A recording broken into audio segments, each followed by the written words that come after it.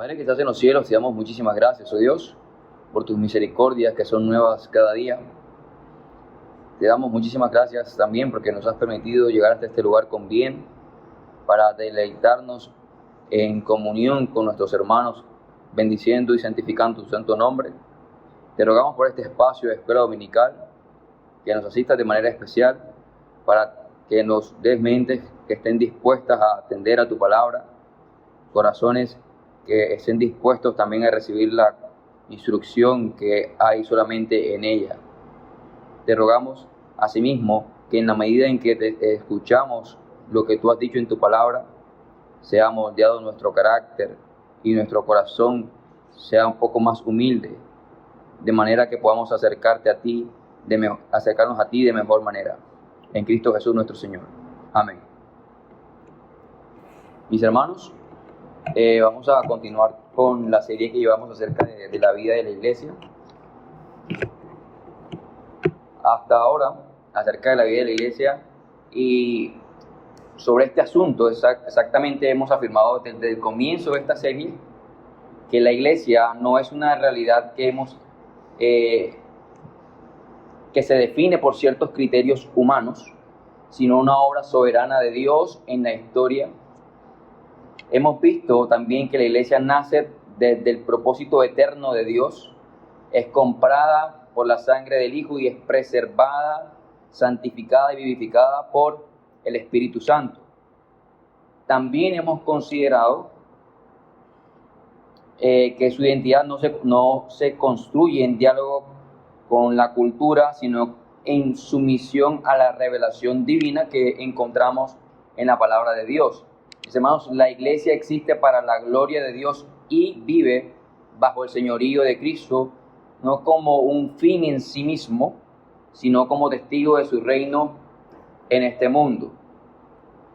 Al considerar la vida de la iglesia, también hemos reflexionado anteriormente sobre el ejercicio de congregarnos, que fue prácticamente lo que estuvimos atendiendo en la clase pasada, entendiendo que no se trata de una práctica meramente tradicional ni de una costumbre cultural, sino de un acto profundamente teológico, ya que hemos considerado también varios aspectos de este punto.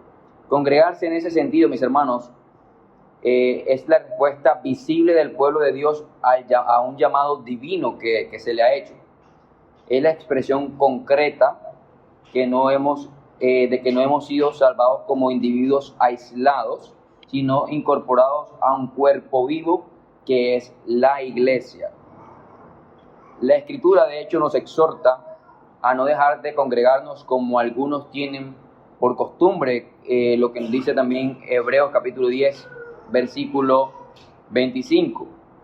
Porque en la reunión del pueblo de Dios, habíamos dicho, se manifiesta de manera particular la comunión de los santos y el gobierno de Cristo sobre su iglesia. Y sobre este acto de congregarse, mis hermanos, como le mencioné, no es un fin en sí mismo. La iglesia no se reúne simplemente para estar junta, sino para colocarse deliberadamente bajo los medios que Dios ha establecido para bendición de ella misma. Ahora, cuando la iglesia se congrega, mencionamos también que se dispone a escuchar la voz de Dios, que es su palabra, y a responder unánimemente en oración. Por ello, la reunión de la iglesia no puede entenderse sin estos dos elementos centrales. Congregarse sin la palabra y sin la oración sería vaciar el acto mismo de un sentido espiritual. Pero cuando el pueblo de Dios se reúne para oír y para clamar, la iglesia vive conforme al diseño y el propósito que ya se le ha establecido por Dios. Juan Calvino al respecto mencionó lo siguiente: Dios no reconoce como suyos a quienes desprecian la comunión visible de la iglesia. Y es así, mis hermanos, que el ejercicio de congregarnos se convierte en el contexto natural donde la palabra de Dios es proclamada y la oración es elevada, y donde Cristo, por medio de estos medios ordinarios, edifica, corrige y consuela a su pueblo. Desde esta perspectiva, Comprender la palabra y la oración en la vida de la iglesia es comprender el corazón mismo de lo que ocurre cada vez que la iglesia se reúne en el nombre del Señor. Y en este contexto, mis hermanos, surge una pregunta fundamental para la vida y la salud de la iglesia. ¿Cómo gobierna Cristo a su pueblo hoy? ¿Por medio de qué instrumento sostiene Dios la fe, corrige el error y conduce a la iglesia hasta el fin? Y mis hermanos, la Escritura y la historia responden con claridad precisamente esta pregunta, diciendo que Cristo gobierna a su iglesia por medio de su palabra y la iglesia vive en dependencia de Dios por medio de la oración. En ese sentido, en la mañana de hoy vamos a estar considerando para la clase de hoy sobre nuestra serie de la vida de la iglesia, la palabra y la oración en la vida de la iglesia. Ese básicamente es el título de nuestra clase de hoy. La palabra de Dios y la oración en la vida de la iglesia. Con relación a nuestro primer punto, la palabra de Dios en la vida de la iglesia, desde el inicio de la revelación bíblica, mis hermanos, Dios se da a conocer hablando. Hebreos capítulo 1, versículos del 1 al 2, dice lo siguiente: Dios, habiendo hablado de muchas veces y de muchas maneras en otro tiempo a los padres por los profetas, en estos postreros tiempos nos ha hablado por el Hijo. Mis hermanos, la iglesia, por tanto, no vive de impresiones subjetivas ni de intuiciones espirituales, sino por la palabra revelada de Dios. Ahí donde Dios habla, su pueblo es convocado, instruido y es transformado. Y es importante señalar por lo menos esos dos elementos que se mencionan. La iglesia, mis hermanos, no vive de impresiones subjetivas ni de intuiciones espirituales. Cosa que en algún sentido venimos como acostumbrados de otro contexto de iglesia que la mayoría venimos. Juan Calvino al respecto expresó lo siguiente: la iglesia es edificada únicamente por la predicación de la palabra, donde falta no puede haber iglesia.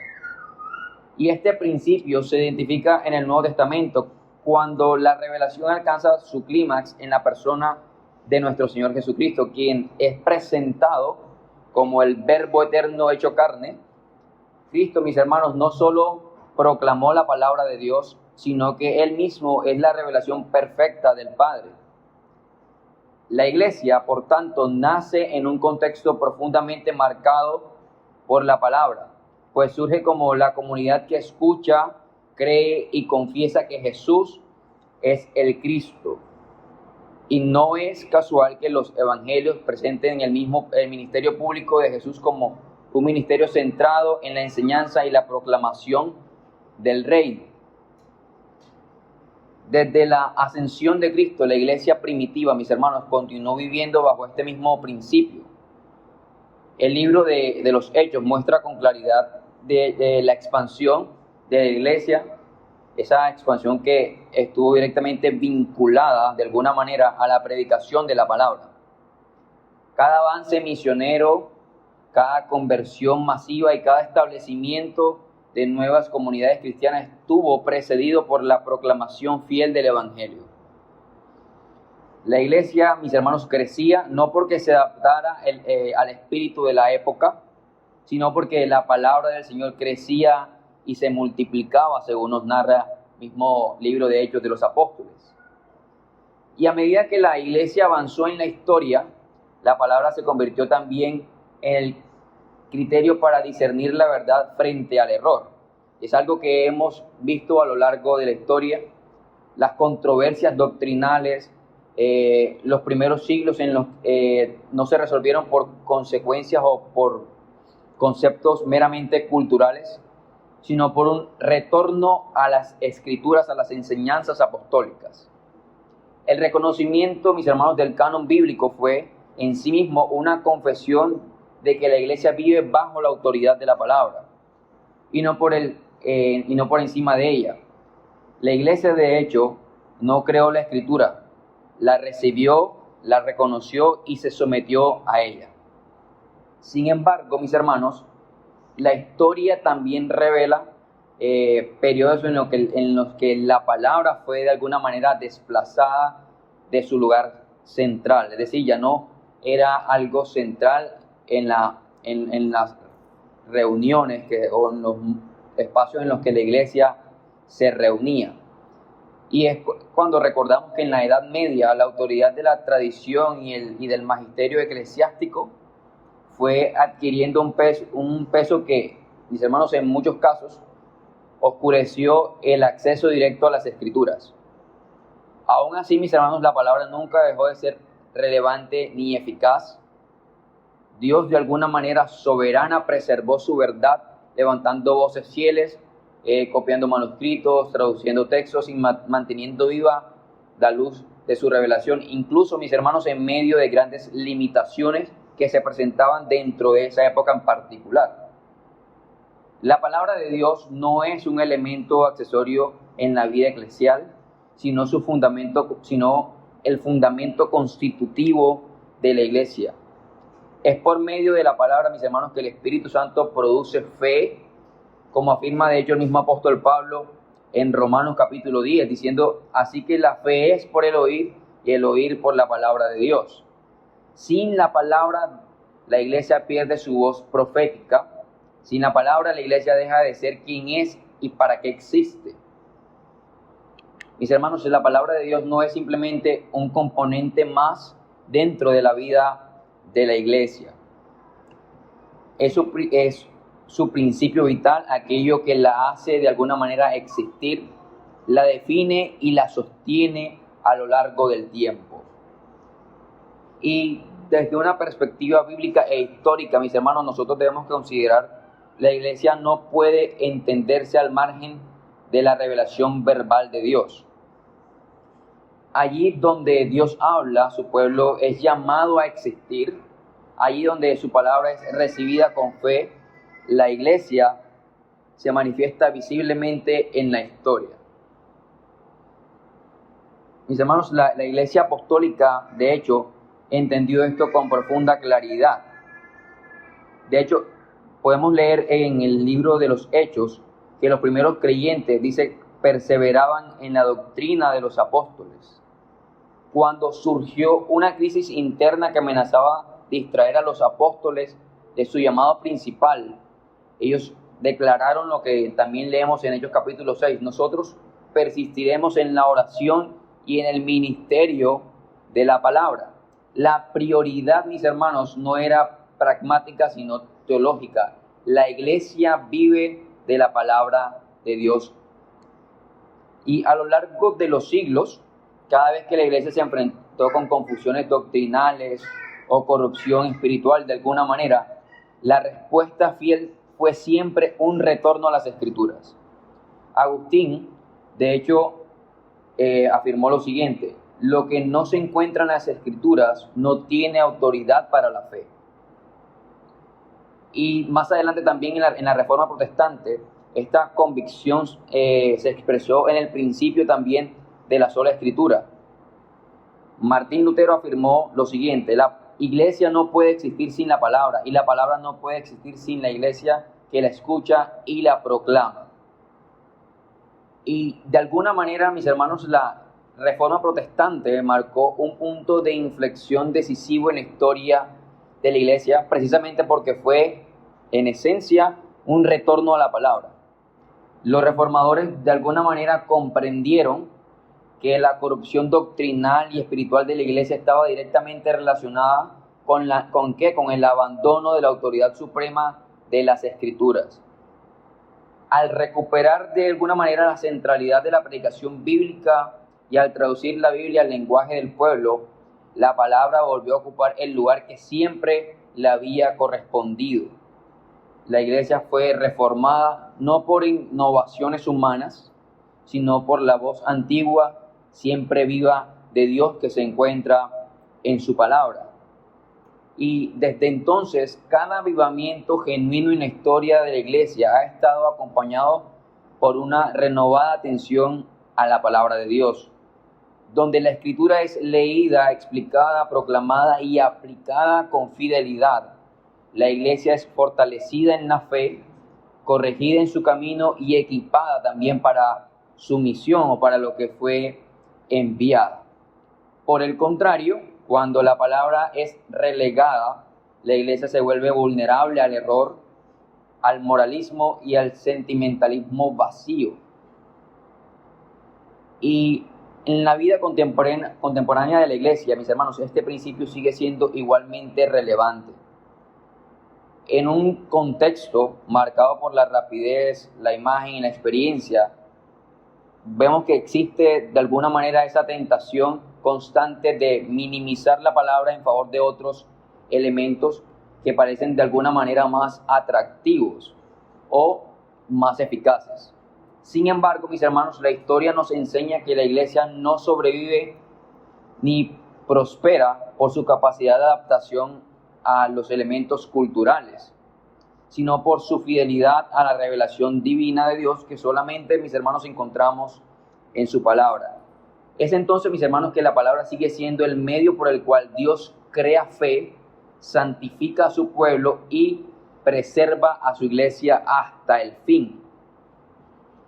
Y así, mis hermanos, al considerar la palabra como parte vital de la vida de la iglesia, no estamos, mis hermanos, simplemente hablando de una preferencia teológica ni de una tradición denominacional, sino de una realidad histórica, espiritual, ineludible, pues la historia nos ha demostrado eso.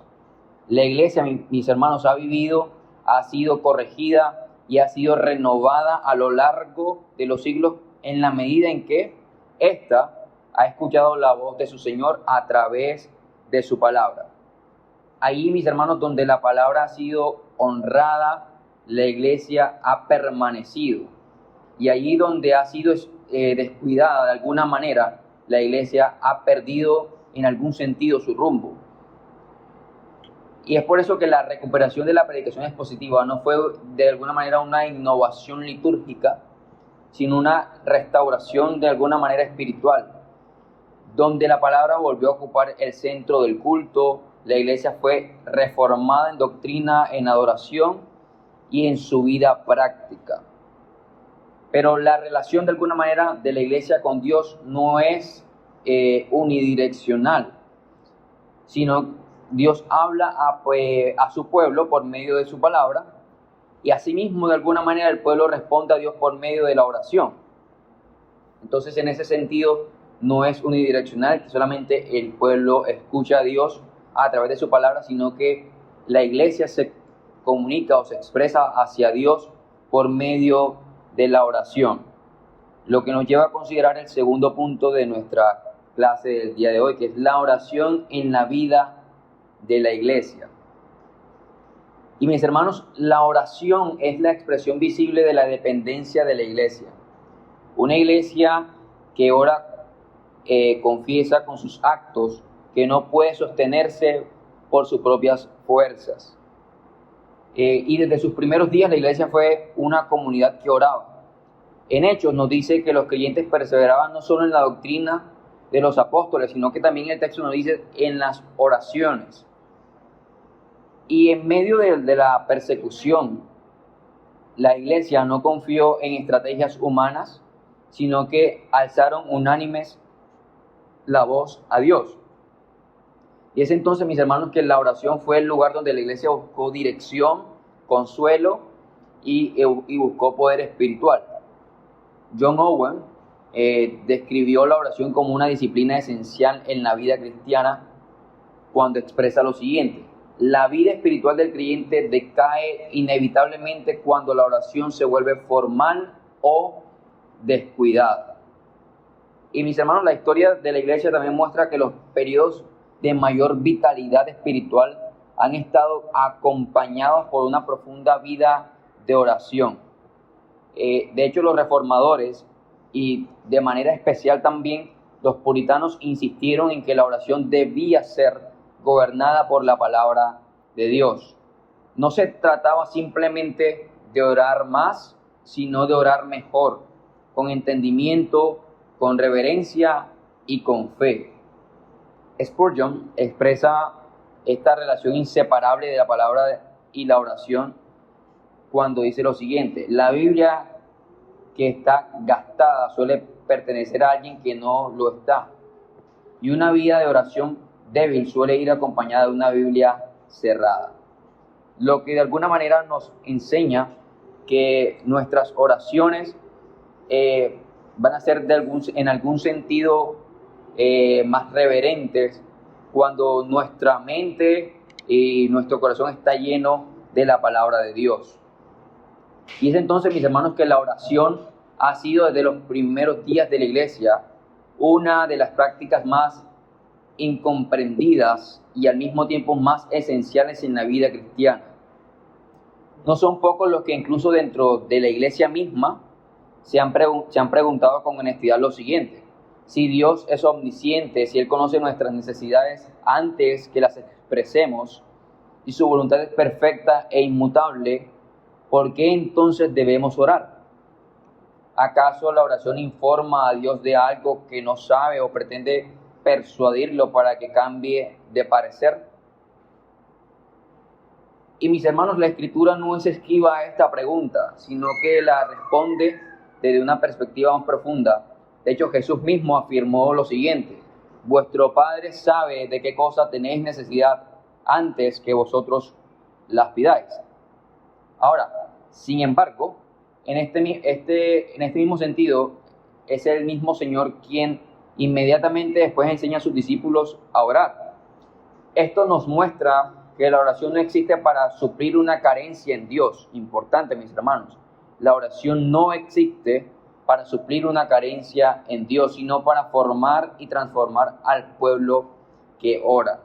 Porque la oración, mis hermanos, en la vida de la iglesia no es un medio para alterar la voluntad divina, sino el medio ordenado por Dios para que su voluntad se cumpla en comunión con su pueblo.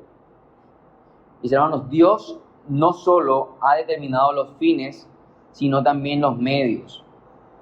En su sabiduría soberana, Él ha querido obrar a través de la oración de la iglesia, no porque la necesite, sino porque ha decidido dignificar a su pueblo haciéndolo partícipe de su obra en el mundo. Juan Calvino dice lo siguiente: no oramos para informar a Dios de nuestras necesidades, sino para encender nuestro corazón con un deseo ardiente de buscarle. Entonces, en ese sentido, mis hermanos, la oración no cambia a Dios, pero sí cambia a la iglesia. Al orar, el pueblo de Dios aprende dependencia, aprende humildad, aprende confianza. La iglesia que ora reconoce de manera práctica que no vive de su propia suficiencia, sino de la gracia de Dios.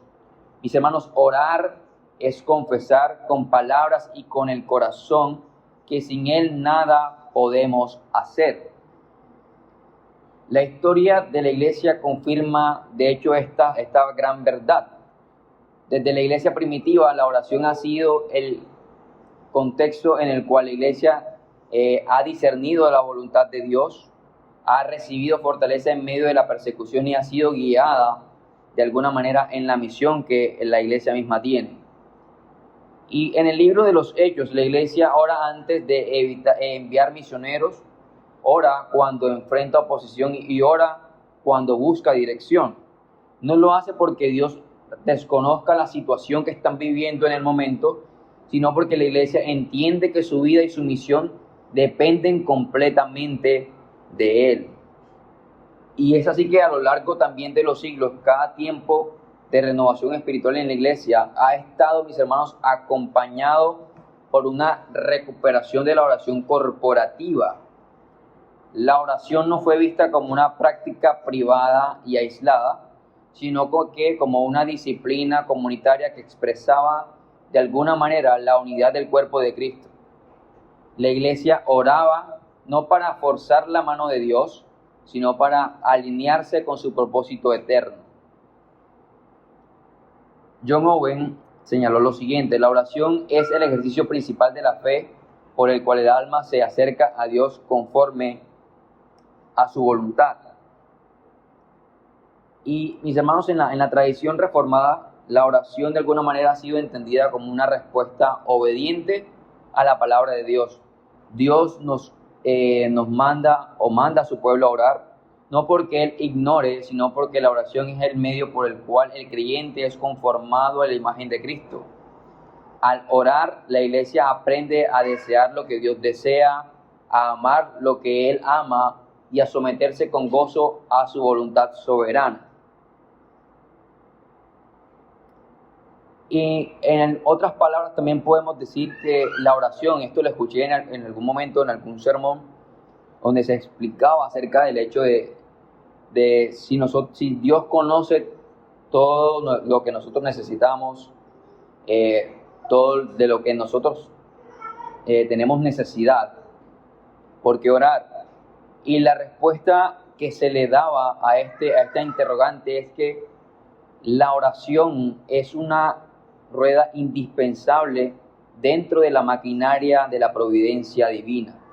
Dios, que puede hacer todas las cosas que quiera sin necesidad de intermediario, porque Él es todopoderoso, Él ha decidido voluntariamente que sea a través de la oración que Él obre lo que vemos que ocurre en la historia.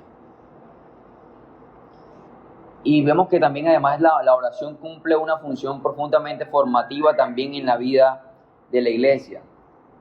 En la oración, la iglesia aprende a esperar, aprende a confiar y a perseverar.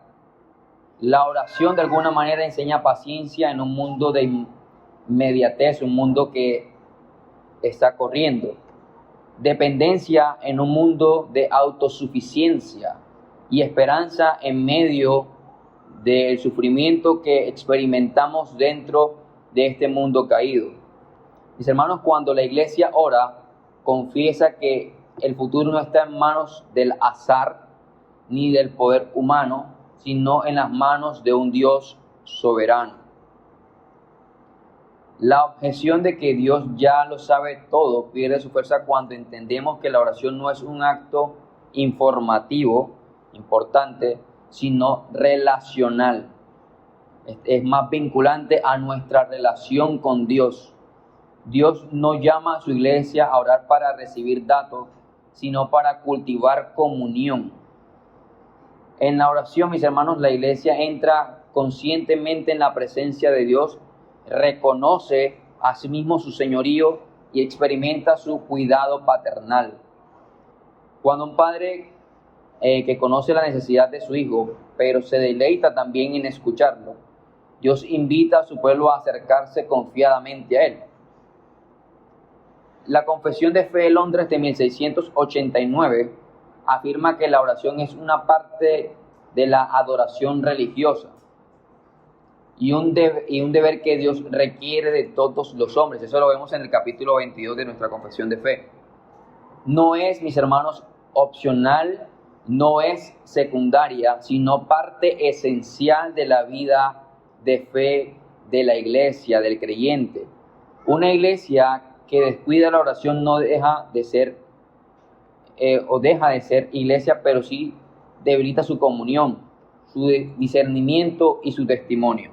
En la medida en que la iglesia descuida este aspecto vital de su vida, no necesariamente deja de ser iglesia, pero puede caer en esto, en la debilidad de la comunión y del discernimiento y de su testimonio.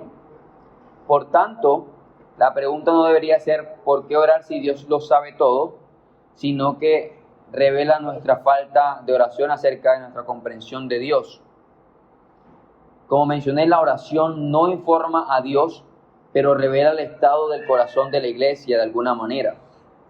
Allí donde la oración es constante, hay dependencia o se manifiesta la dependencia de la iglesia hacia su Dios.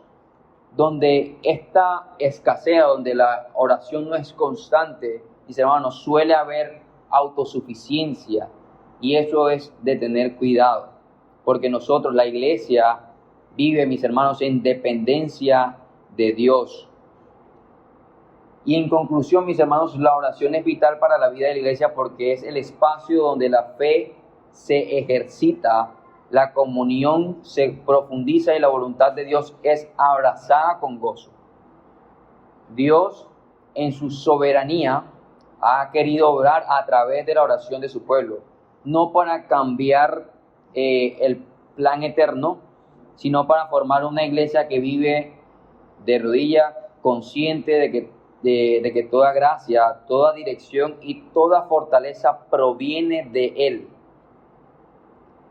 Y como conclusión de esto que hemos aprendido hasta hoy, mis hermanos, hemos aprendido que la Escritura misma une estos dos elementos de forma inseparable, lo que es la palabra y la oración como parte de la vida de la iglesia. Y Pablo, de hecho, exhorta a la iglesia a perseverar en la oración, velando en ella con acción de gracias. Eso lo vemos en Colosenses capítulo 4. Pero al mismo tiempo ordena que la palabra de Cristo more en abundancia en vosotros. La iglesia madura es aquella en la que la palabra habita ricamente y la oración fluye constantemente. Y de alguna manera también la Confesión de Fe de Londres resume esta enseñanza al afirmar que Dios ha provisto medios ordinarios para la edificación de su pueblo, entre los cuales destacan la palabra, los sacramentos y la oración. Estos no son medios opcionales, sino instrumentos designados por Dios para preservar la fe de los santos. Cuando la palabra, mis hermanos, es descuidada, la oración se vuelve vacía. Cuando la oración es abandonada, la palabra se vuelve estéril. Pero cuando Dios habla y su pueblo responde, la iglesia es fortalecida, es guardada del error, es equipada para su misión en el mundo.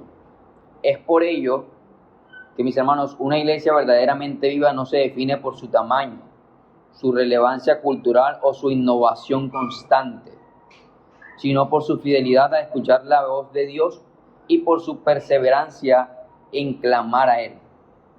Como también lo escribió Juan Calvino, toda recta invocación de Dios nace de la fe y la fe procede de la palabra. En última instancia, la palabra y la oración son medios por los cuales Cristo continúa ejerciendo su señorío sobre la iglesia.